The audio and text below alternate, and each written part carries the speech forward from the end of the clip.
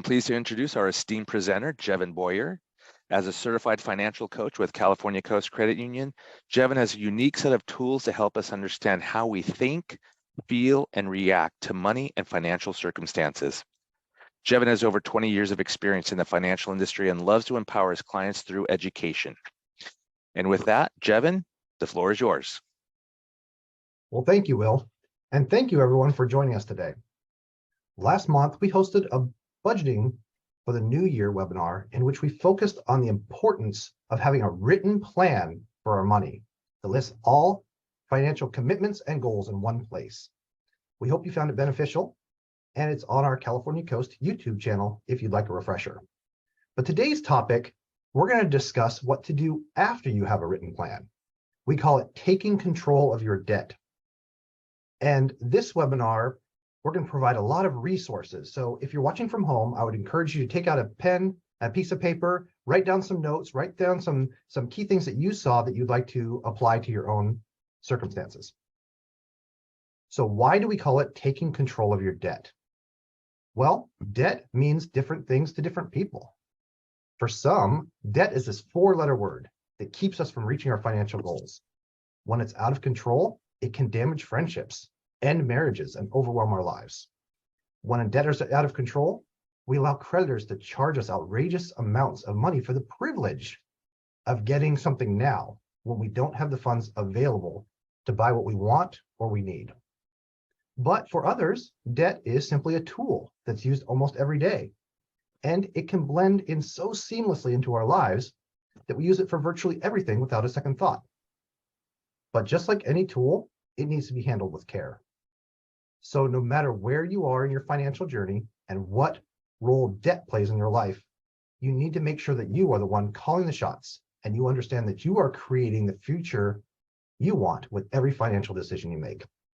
So let's dive in. In our culture today, it's all about bigger, better, faster, and more. We're constantly being bombarded with advertising that shows us a world where a faster car gets us to better places. A bigger house, the right clothes are symbols of success. And expensive technology is a necessary requirement for daily living. I'm not here to tell you today that you should not work hard for those things. And you should not work hard for your dreams. What I would like to spend our time today doing is to provide you with perspective and tools to deal with debt. So the first thing you'll need is awareness. My favorite mantra right now, and I tell myself this often, is awareness leads to action and action leads to success. So believe it or not, debt is not actually a financial issue. It's a personal one. Let me say that again. Debt is not a financial issue. It's a personal one. This is why so many of us have persistent problems with debt. We look outward for financial solutions when the true solution is found by looking inward. This is why debt returns so shortly after paying it off. If we fail to identify the root causes of debt, we leave that door wide open to repeating the cycle. Number two, goals. Everyone knows that they either need to make more or spend less to solve their debt problems. And it seems logical on the surface. But these are not specific goals. And taking control of your debt is not a quick fix. Just as it took time to accumulate this debt, it will take time to unwind it as well. Our written goals to manage our debt need to be centered around new attitudes and habits that we can adopt permanently. After you have your specific goals written down, then we're ready to make a plan that we can easily work to create new daily financial habits. Yes, I said daily financial habits with every decision we make. And the last one is determination. It's no big secret that goals take time. And sometimes we have to think months or even years down the road. Because they take so much time, we're often tempted to quit before reaching them. So I'd like to encourage you, put up visual reminders of your goals, talk to them with your friends often, and make them part of your everyday conversations. These constant reminders will help keep you determined to reach your goals. So our webinar today is all about taking control of your debt. So how do we know if we're out of control? What are the signs of debt overload? We just discussed how debt is a personal issue. So the first indication that you will feel is worry or concern about your debt. Listen to that. That's your body and mind telling you something's not right. But there are also more definitive indicators when looking at your financial statements. So let's go over a few of those. If you don't have any money in your savings, or money tends to go in and out of your savings every month, you plan to set money aside, but you end up having to put it right back in your checking to pay bills, that's a sign of debt overload. Maybe if your credit cards are maxed out or you're using credit cards to pay for regular expenses, typically that means that you're relying on debt to pay your bills. This is a big red flag, especially if you're using it for food or electricity, which are necessities. So here's an interesting fact to consider. Places like grocery stores used to not be allowed to let you buy necessities on credit when credit cards were first introduced. It was never meant to pay for necessities. Number 4, making minimum payments. If you can only afford the minimum payments, it is going to take you a long time and cost you a lot of money in the long term. This is for sure a sign of debt overload. Number 5, making late payments. If you're asking to have late fees refunded or relying on grace periods to delay payments, this for sure is a sign of debt overload as well. So a couple things I want to provide you, a couple resources. And number 6, if your total payments are more than 40% of your gross income or 20% of your net income, these are numbers that lenders use to make credit decisions. It's called the debt to income ratio, or DTI. You can calculate your own percentages by adding up your minimum debt payments plus your rent and mortgage and dividing that number by your gross monthly income. Okay, so we've taken a look at some signs of debt overload. And if you're feeling like you're experiencing any of these in your life right now, I want to provide you some tools to take back that control. The first step we talked about is awareness. There's 4 questions that if you meet with us one-on-one, I'm going to ask you. We need to be able to articulate that and write that down. We need to know, how much do you owe? What is that debt costing you? What are you buying? And what's causing you to overspend? So before we can create a plan to drive down our debt, we must gather some information first so we can make an informed decision. So what I want you to do is gather all of your credit card statements, all of your loan statements. I want you to make sure you know the balances, the interest rates, and the payments or minimum payments. If you work with us one-on-one, this is one of the first things we're going to do. And let me give you an example, actually 3 examples of how you can use this powerful tool. So number 1, I want you to focus on that balance column. You may have heard the snowball method. This is where you pay down your debts in order from the smallest to the largest, no matter what the interest rate. You focus on paying down the smallest balance as quickly as you can, while only making the minimum payments on all the rest. The idea is once the smaller debt has gone away, then you'll have the money you need to make larger payments on the next payment on the list. And it sounds simple enough. But where this plan falls apart for most people is when they continue to use credit cards for everyday and periodic expenses. We need to commit to stop using credit cards for our balance to go down and take control of the debt. There's another way you can use this list. Notice the interest rate column. So for some people, they're more sensitive on the interest rates. They want to pay the least amount of interest.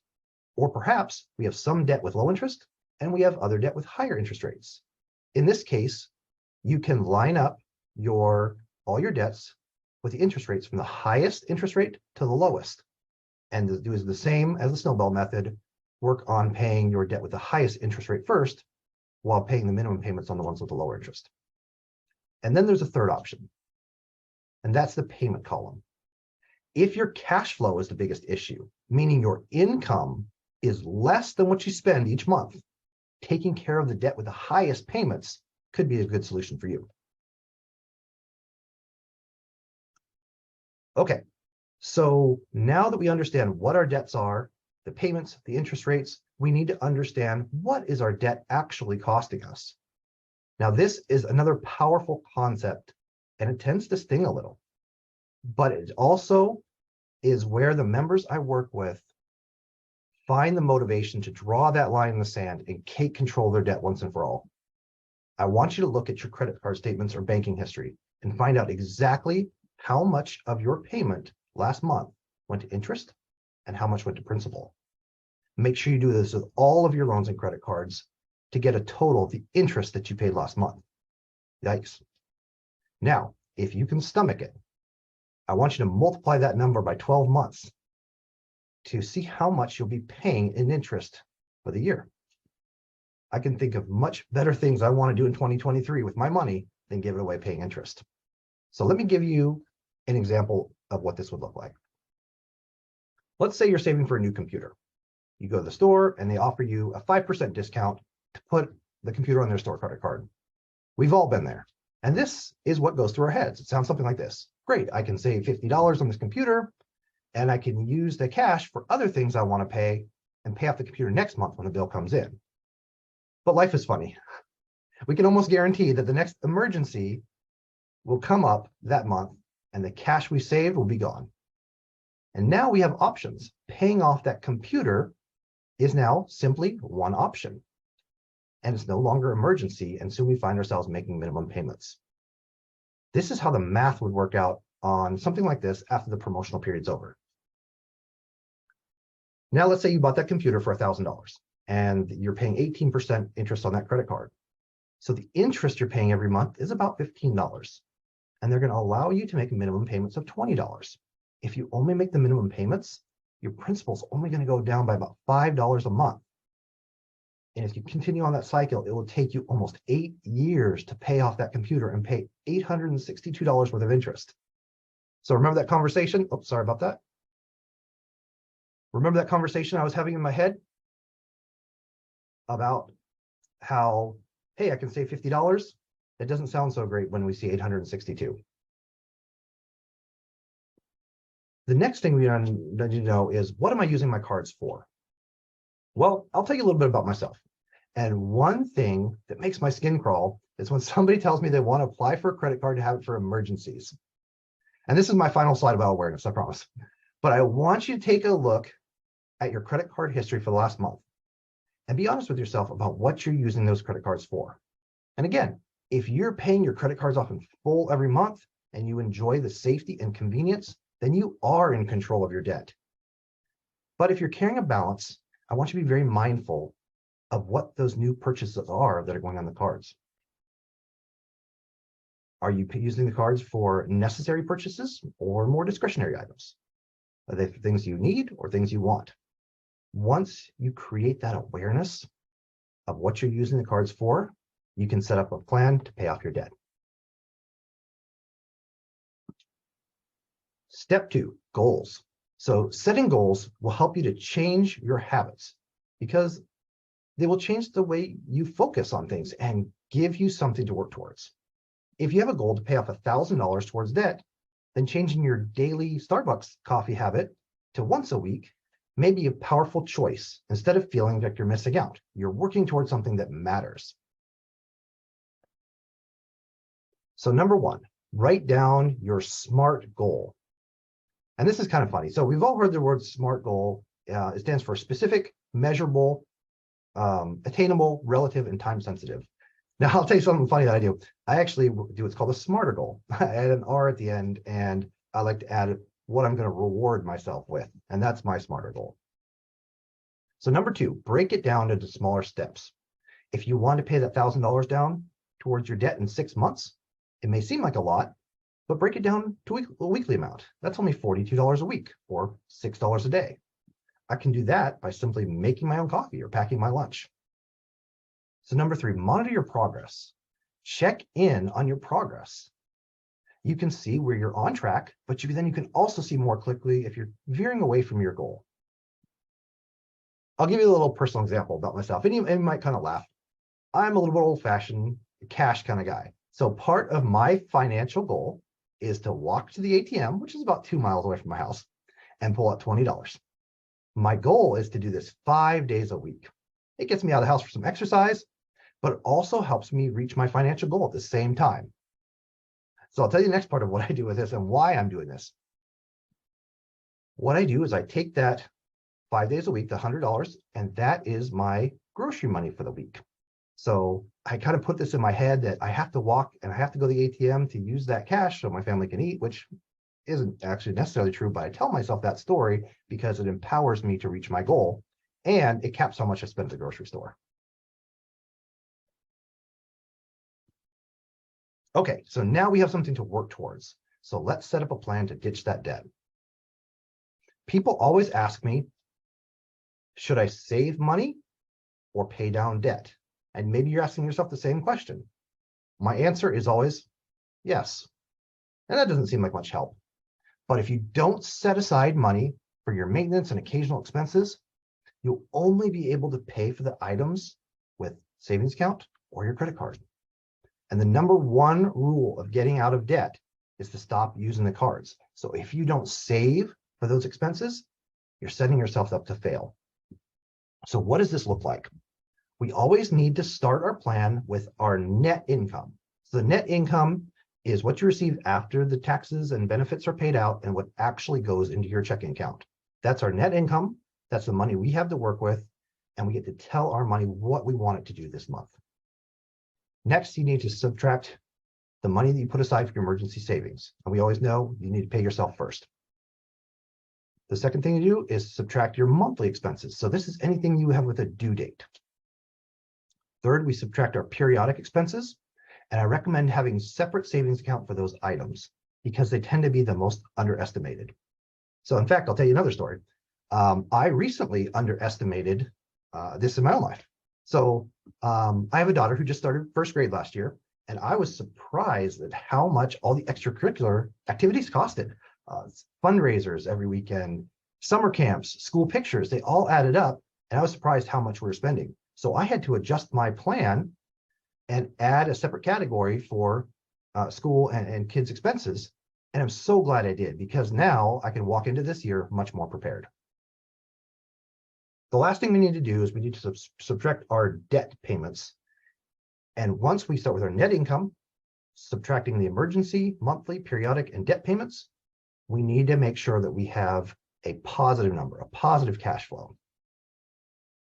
I mentioned that periodic expenses tend to be the most underestimated, and this is where debt keeps piling up. So I want to take a few moments to talk about those. When we're talking about periodic expenses, I want you to think of the following things. Household items. These are things like tools, blankets, decorative items, replacing kitchen items, coffee pots, home repairs. And then we have to add in the longer term big ticket items like a computer, a cell phone, replacing a TV, a mattress, washer, dryer, refrigerator. The list goes on. And this is why we tend to underestimate how much we'll need in these categories. The same for auto repairs. We have to think about oil changes and paying for registration, replacing the tires maybe every 3 to 4 years, and doing the $30,000, $60,000, $90,000 maintenance, 90,000 mile maintenance.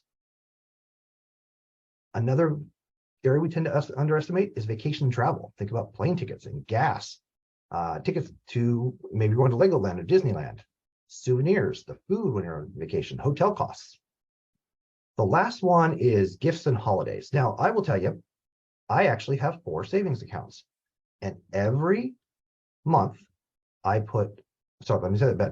every paycheck, I put $100 into each one of my 4 savings accounts, and I label them house repairs, auto repairs, vacation and travel, and gifts and holidays.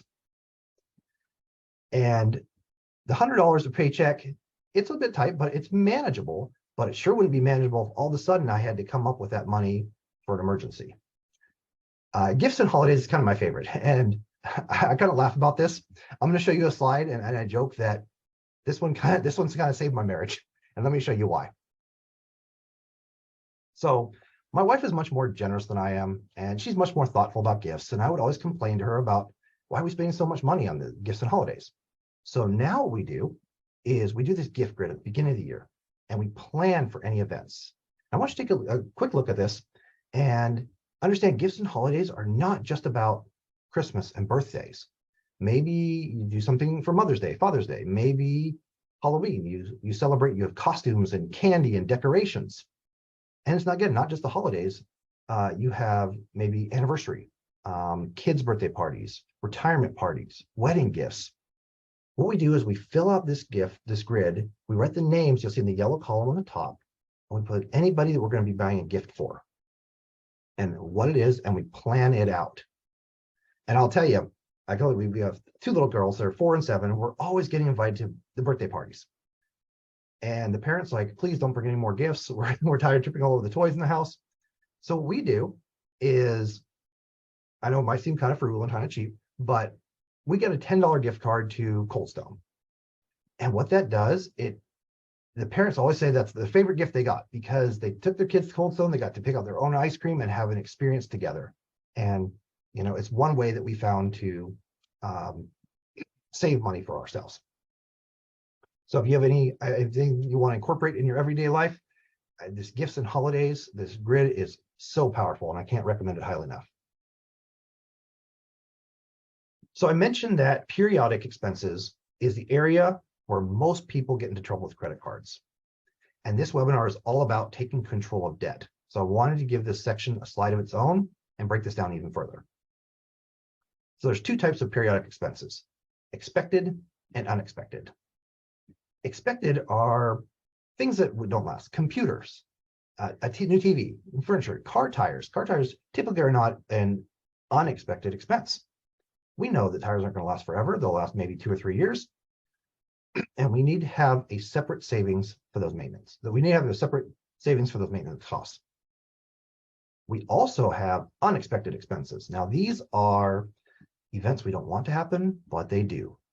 This is something like medical expenses, maybe a natural disaster, a flood or a fire or a job loss. So just like that gift grid I showed you, please make sure you have an understanding of how much you may need to take care of the replacement costs for both expected and unexpected expenses.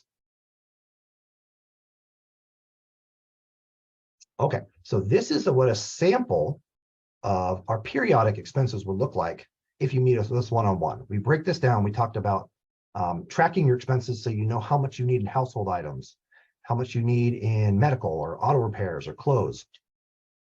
And most people I worked with are shocked at how much they actually spend in these categories.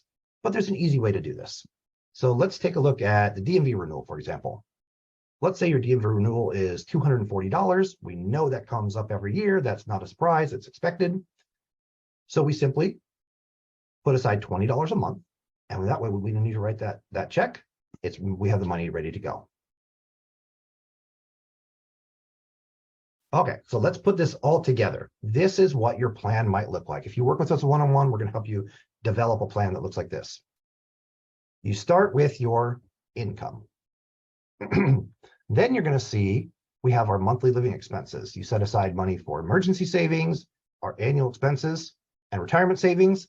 Some people put their money into a 401k, which is taken out before their net income. But in this case, the person decided to save extra for retirement savings. Then they have their monthly fixed expenses. These are everything with a due date we talked about. This is your rent or mortgage. Maybe it's your utilities or a cell phone bill. The next thing they have is their periodic expenses. These are things we absolutely buy every week or every month, but we don't necessarily they don't necessarily have a due date. These are things like gas and groceries and meals out and fun. Your basic living expenses. The last thing we need to make sure we subtract is your minimum credit card payments, or hopefully paying off credit cards in full. Then you'll see the bottom is a summary where you have your total income minus your monthly living expenses and your consumer debt. And that goal money at the bottom is key. We need to make sure that that is positive. So if you have that positive cash flow, but you're still working on paying off debt, there's a couple options. We talked about how you can use the interest rate if you're more rate sensitive and you want to pay off the cards with the highest interest rate first, or you can pay off the cards with the lowest balance first. There's another tool I want to show you. It's called powerpay.org. And this is a fun tool to take a look at. Let's say you have a certain amount of credit card debt between 3 or 4 credit cards, a couple loans. You can use that snowball method and type it into PowerPay, and it'll tell you exactly how long it will take you to pay off that debt. Now, if you have a negative cash flow, you always want to start with the card with the smallest balance and the highest payment, because you're going to need to use that money until you have a positive cash flow. Sometimes I also get the member who asks about my credit score. They say, my cash flow is okay, I'm positive, I'm saving money, but my credit score is too low and I can't get qualified for a better interest rate loan. So one recommendation I would have is to go through your credit card balances and see what the limits are. If you owe more than 30% of your available credit card limit, so let's say your credit card available limit is $1,000 and you owe $500 on it, so you owe 50% of the limit. We want to go back and make sure that all of your balances are below 30% of the limit, because if they're over that, the card is not helping you, it's actually hurting your credit score. And by getting that credit card down to below 30% of the limit, you're going to see your credit score go up about 10 to 15 points for each card. At that point, that could actually elevate you to a credit score that would get you a better interest rate on the card. The last step, step 4, determination. So this is one of my favorites. Anytime you're going to make a purchase, get yourself in the habit of asking, do I need this or do I want this? Is this helping me reach my goal? And if it's not, why am I doing this? And number 5, my favorite, is there another way? So I was working with a couple who told me they were committed to paying off debt and they were not going to put anything else on their credit card. So we met the next time, and sure enough, they had an unexpected expense come up. And they said, hey, we have a tree branch that's hanging over a neighbor's fence we need to take care of. So let me know. They went to Home Depot and they bought a $300 chainsaw and put it on their credit card. And I asked, well, why did you make that choice? And they said, well, we really didn't think about it. That's just the card we use for emergencies. So I'd like you to remember that and ask yourself, what could you have done differently in that situation? What might have you done? Maybe they could have gone to Home Depot and rented the chainsaw, or maybe borrowed one from a neighbor, or maybe even paid someone less than $300 to take care of the problem. So there's all kinds of different ways to ask, is there a better way? Is there another way? And remember, if you can think about, is there another way? Is there a better way? With every financial choice you make, you're going to see amazing results. So things to remember: be flexible. You're going to have changes in your expenses. You're going to have surprises. Just because we had to make one adjustment, like I had to do with the child's extracurricular activities, doesn't mean the plan doesn't work. We just have to make adjustments. So be aware of your bottom line. If you increase an expense, something else must be decreased. I mean, you got to live within our income, so we don't rely on credit cards as a source of income. This is how people get into debt. And remember your goals. Remember those questions we talked about. Why am I doing this? Remember to put the why, what do I want to accomplish? And what is my life going to look like when I accomplish that goal? We have another resource I want to provide. California Coast partners with a company called Enrich. And Enrich is a platform that gives you all kinds of tools, videos, articles, and it's not just for budgeting or debt. Maybe you want to start a business. Maybe you want to learn more about retirement or investing.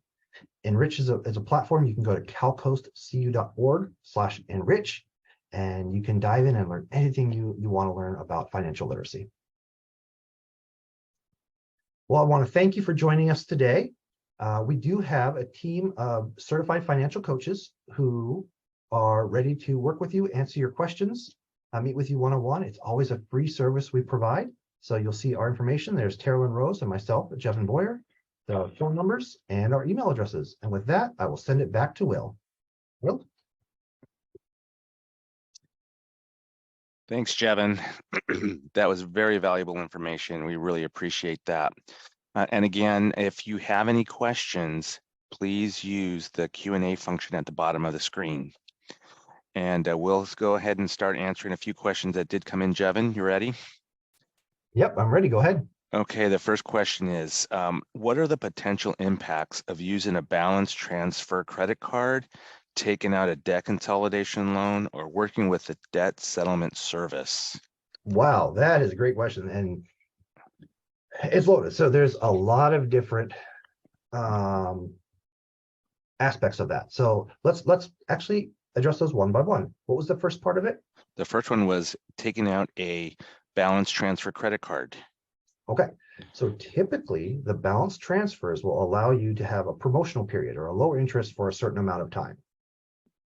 Now, if you have a high interest, if you're paying a high interest rate, a lot of your payment is going to principal, and that could be a very valuable technique to use. So I would want, again, list out your debts, see how that would affect you. Now, one thing I want you to be careful of, oftentimes those promotional rates, if you don't pay off the balance in full by the end of the promotional rates, you'd be subject to paying all that back interest. So make sure you understand the terms and conditions. Mm-hmm. What was the next one, Will? The other part was a debt consolidation loan. Yep. Same kind of concept. Yeah. Let's say you have 3 credit cards and they're all well over 20%. A debt consolidation loan maybe can get you under 10%, for example. Absolutely. That could be a very powerful tool to open up your cash flow and pay less in interest every month. So there could, and I think the question was around how does it affect you and how does it affect your credit score? Correct. There could be some ways, if, for example, length of credit history is worth 15% of your score. So by opening a new loan, you could be decreasing your average length of credit history, and it could temporarily decrease your score. But once again, once you start making the current payments and you have your debt under control, you'll see that credit score go right back up again. Excellent. Thanks, Jevin. Another question that came in. Do you recommend using Klarna with a K or one of these types of apps to pay for unexpected expenses? I got to be honest, I'm really not very familiar with the Klarna. I think I've heard of it, but I don't have any experience with it. So it's spelled Klarna. Klarna. You know what? If we can get that person's email address and information, I'll do a little more research and we can get back to them with the answer on that. Absolutely. Okay. Next question. How can one set up a meeting to obtain a financial advisor and being assisted with creating a plan to get out of debt with CalCoast? Oh, perfect. Thank you so much. This member is no longer in San Diego. Can this be done virtually? Absolutely. Actually, most of our meetings are done virtually. So I'd say 90% of our meetings are done virtually. It just works well for members, especially if they work during the week. We actually stay later and in the evening and on weekends. So there is our number. I left it on the screen. I think you can still see it. Myself, Jevin Boyer, or Carolyn Rose.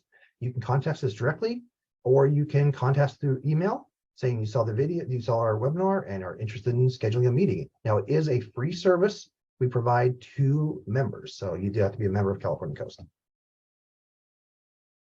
Excellent.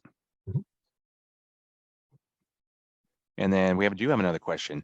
What do you do if you're past having, what do you do if you are past having these options? How do you get debt help when you don't have the funds? Okay, that's a great question. Yeah, sometimes we find ourselves with an emergency situation. We have debt. We didn't have the money to pay for necessities. They had to be put on a credit card, and maybe we have a job loss or a reduction of income, and we're in a different situation. So at that point, I would recommend you call your creditors, you be in contact with them, you let them know what your situation is. And oftentimes they can help you out with a financial hardship situation on your credit card. So I'm dealing with a couple members right now, and that was their situation. They had their income was just about cut in half. So what they did is they called the numbers on the back of their credit cards. They were very honest. They talked to the lenders and said, I want to pay you back. I want to do this, but right now I'm going through a tough financial situation. And the lender said, great. Well, what we can do is maybe we can reduce your interest rate for 1 year or make your minimum payment lower for 1 year until you can kind of get back on your feet again. So be in contact, let them know what you're experiencing, see what they can offer. And then obviously make an appointment with us. That's exactly why we meet with people one-on-one. Excellent. Thank you. That's good advice. We did get clarification on Klarna. Klarna is a buy now, pay later. So do you recommend using Klarna or a buy now, pay later? I would want to know what the interest rate is on that. Now, if it's 0% and you're able to use that and basically have 0% while you attack other debt, okay, that could be a good strategy. But I would want to make sure I'm aware of all the details. What if I don't pay it off?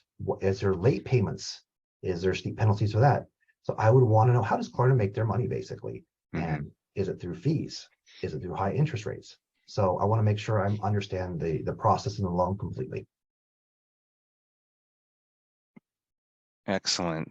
Excellent. Thank you. Another question. What strategies can you use to resist the temptation to incur new debt? This is a great question, and thank you. So I have a family of 4, so I have to make financial choices every day, and we have, I'm living it also. What I do is we plan as best we can. So just like I showed you that gift grid, we plan out our groceries. We plan out our meals out. And I'll give you a quick story. And I think I've showed this one before, but we noticed when we started tracking, we spent way more than we wanted to on meals out and groceries. So what we do is we only go grocery shopping once a week on Wednesdays. And we actually use the Walmart app. And what we do is we go through and we create our grocery list throughout the week, and we edit it so we know exactly how much we're going to be spending on groceries through the week. And we really don't go out to eat during the week. We kind of reserve that for the weekend if we've stuck to our plan. Is that helpful? Yeah, absolutely. Yeah. Absolutely. Another question that came in. Any tips or tricks for paying off student loan debt? Yes. So all too often when I meet with members one-on-one, they're taking a look at their student loan debt for the first time maybe, and they're shocked to find out that their student loans have a higher balance when they originally took them out. And why would that be? Oftentimes on student loans, they allow you to make what's called an income-based repayment plan. So they're actually allowing you to pay less towards that loan every month than the interest that's even being charged. So you're making a payment, but your balance is going up and up and up, and it's never being paid off. So the first thing I would want to do, again, we're always going back to awareness. I keep saying this, awareness leads to action, and action leads to success.